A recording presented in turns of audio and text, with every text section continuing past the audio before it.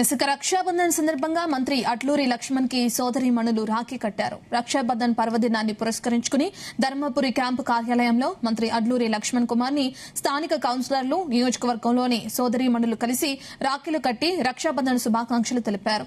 అన్నా చెల్లెళ్ల అనుబంధానికి ప్రతీకగా నిలిచే ఈ పర్వదినం ప్రతి కుటుంబంలో ఆనందాన్ని నింపాలని మంత్రి అట్లూరి ఆకాంక్షించారు. సోదరీమణుల ప్రేమాభిమానాలు, ఆశీర్వాదాలు తమకు ఎల్లప్పుడూ కొండంత అండగా ఉంటాయని మంత్రి పేర్కొన్నారు.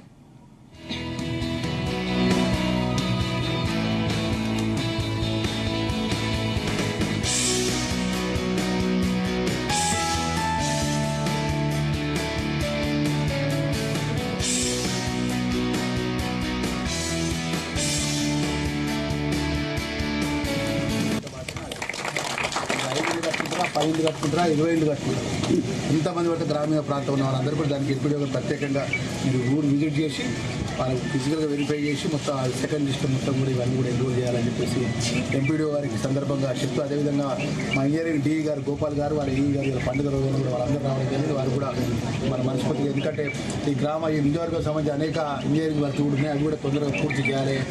ఇక్కడ ప్రజలందరూ కూడా నమ్మకం ఏంటంటే మా అన్న మంత్రి ఏంటంటే చాలామంది నమ్మకం అవుతుంది.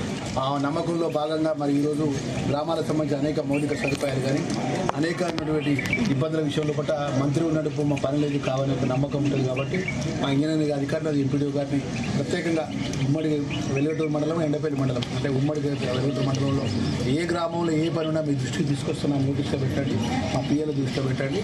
సాధ్యమైన తొందరగా ఈ ఫిబ్రవరి లోపల అది డిసెంబర్ లోపల స్పెషల్ డెవలప్ ఫండ్ నుంచి ముఖ్యమంత్రి ప్రత్యేక నిధులు తీసుకొచ్చి ఏ గ్రామంలో ఏ రోడ్ వేయాలి, ఏ డ్రైనేజ్ చేయాలి, ఏ ఒక్క సంఘభవనం కట్టాలని చెప్పి ప్రత్యేక ప్రణాళికతో ప్రత్యేకమైన నిధులు ఇస్తా అని చెప్పి వెలుగటూరు మండలానికి మరొకసారి వివిధ గ్రామాలకు సంబంధించిన సమస్యలన్నీ కూడా పరిష్కారం చేస్తానని మరొకసారి మనం చేసుకుంటాం. ఇంత ప్రేమతో స్వాగతం పలికిన గ్రామ ప్రజలకు, వివిధ గ్రామాలకు వచ్చిన మా సోదరులకు, మా సోదరిమణులకు అందరికీ కూడా మనస్ఫూర్తిగా పండుగల శుభాకాంక్షలు తెలియజేస్తున్నాను. ఎందుకంటే మీరు ఎమ్మెల్యేగా నన్ను గెలిపించినారు, మంత్రిగా ఈరోజు ఉన్నాను.